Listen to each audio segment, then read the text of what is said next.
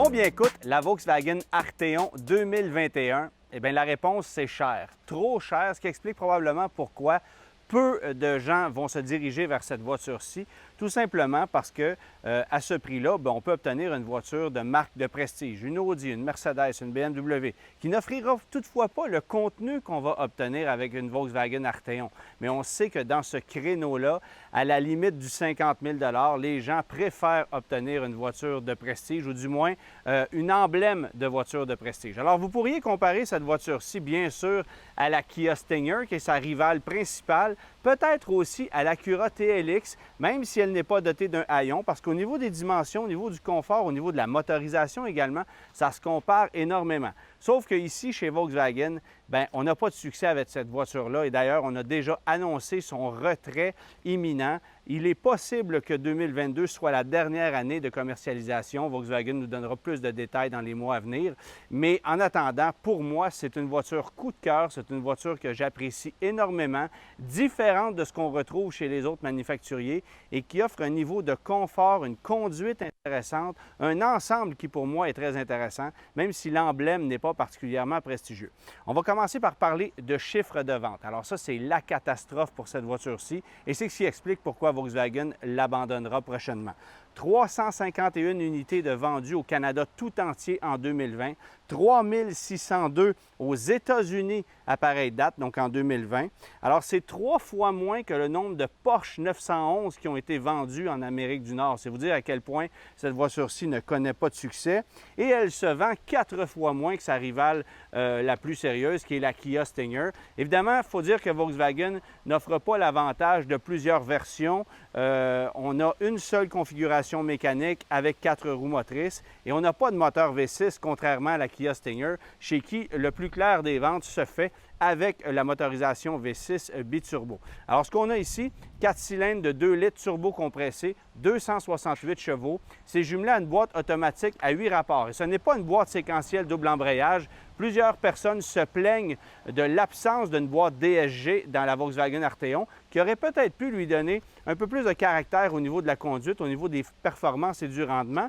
Mais je dois admettre qu'en milieu urbain, cette boîte-là réagit plus rapidement que la boîte séquentielle double embrayage qu'on va retrouver chez d'autres produits Volkswagen.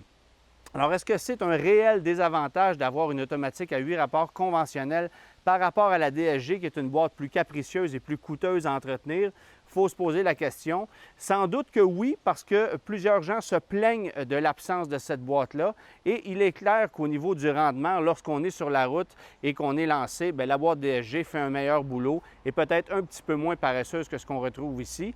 Mais comme je le disais, en milieu urbain, cette boîte-ci répond un peu plus efficacement et ça, c'est un point qui me plaît bien.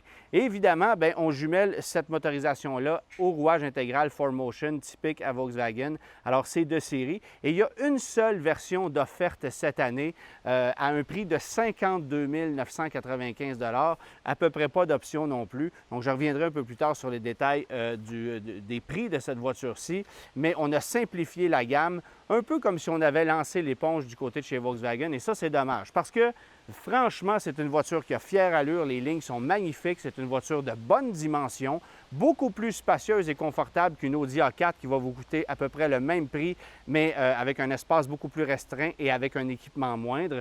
Je trouve que cette voiture-ci, dû au fait qu'il s'agit d'une voiture 5 portes, donc à haillons, a aussi un côté pratique qui est plus intéressant qu'une berline conventionnelle.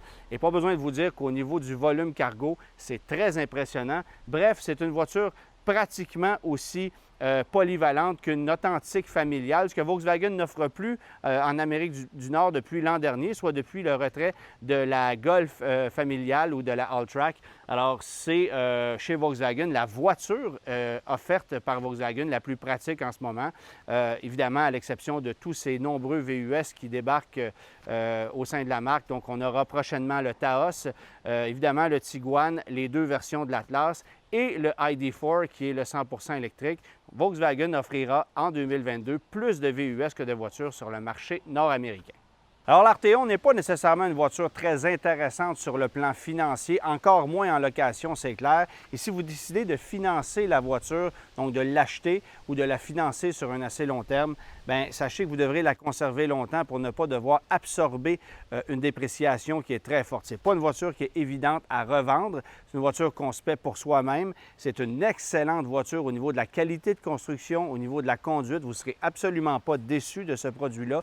Pour moi, c'est une voiture coup de cœur parce que c'est tout simplement différent de ce qu'on va retrouver ailleurs sur le marché. Alors, c'est un point que j'aime énormément. Et bien sûr, dû au fait que les ventes sont assez symboliques, bien, pas besoin de vous dire que vous aurez une voiture assez exclusive sur la route par rapport à tout ce qu'on voit actuellement d'Audi, de Mercedes, de BMW et même de Kia Stinger, parce que même la Kia Stinger se vend 4 fois plus que cette voiture-ci et connaît quand même un certain succès au Québec par rapport au reste du pays. Alors, oui, c'est une voiture exclusive, une voiture intéressante. Garantie de base 4 ans, 80 000 km, 5 ans sans sur le groupe motopropulseur. Donc, ça aussi, c'est à l'avantage de Volkswagen par rapport aux autres voitures allemandes.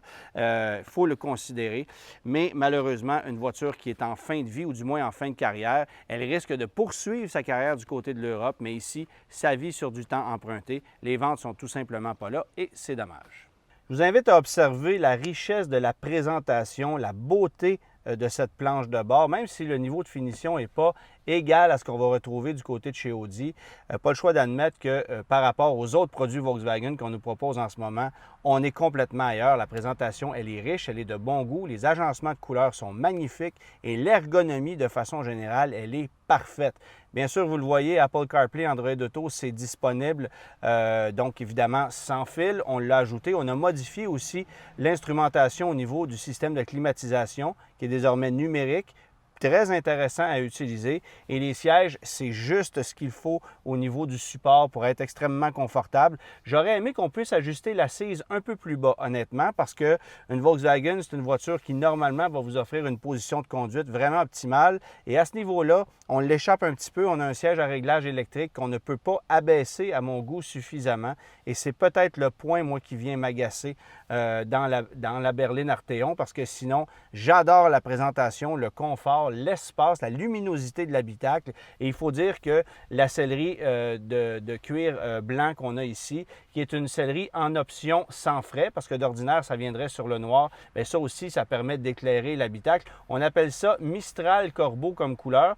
J'ai jamais personnellement vu de corbeau de cette couleur-là, mais je peux vous dire que c'est de très bon goût au niveau des agencements. Alors ça, j'aime bien. C'est vraiment un environnement épuré, magnifique, très confortable. Les places arrière aussi, c'est extrêmement spacieux. Et bien que la ligne soit très fuyante, on a quand même un certain dégagement au niveau de la tête, ce qui m'a surpris, du moins beaucoup plus qu'avec la Kia Stinger. Alors ça, c'est peut-être un avantage si vous avez l'intention d'embarquer des gens à l'arrière. Bref, une voiture qui est bien conçue, ergonomique, confortable. Il y a tout ce qu'il faut d'équipement dans cette voiture-là, ce qui inclut les éléments de sécurité.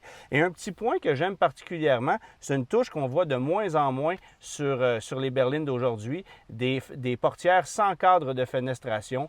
Donc, ça permet d'avoir un look peut-être un peu plus épuré.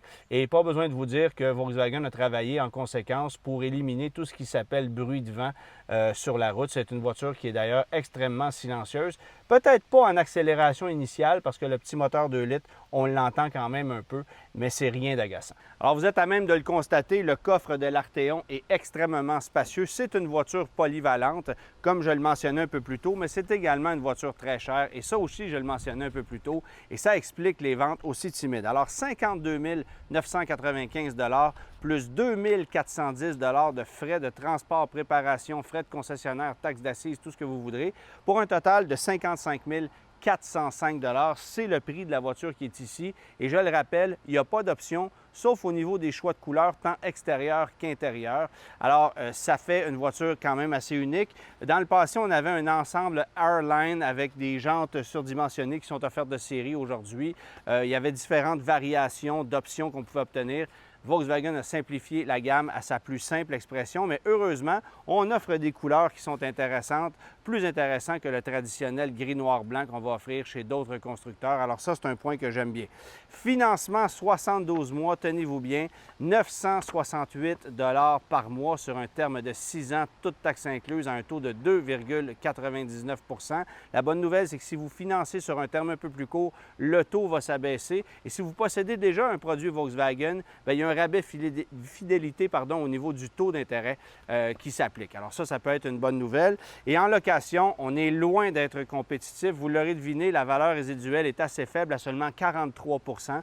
Alors la valeur au bout de 48 mois, 20 000 km par année d'alloué, c'est seulement 22 788 $ plus taxes, donc à 43 % de la valeur à l'état neuf. Alors, c'est très faible comme valeur résiduelle et c'est ce qui explique les paiements de location qui sont eux aussi très élevés, 893 $ par mois sur un terme de 4 ans, 20 000 km par année, toutes taxes incluses, au même taux que le financement, 2,99 %. Et là aussi, si vous réduisez le terme de location, bien, le taux va s'abaisser, mais les paiements vont monter, ça c'est évident.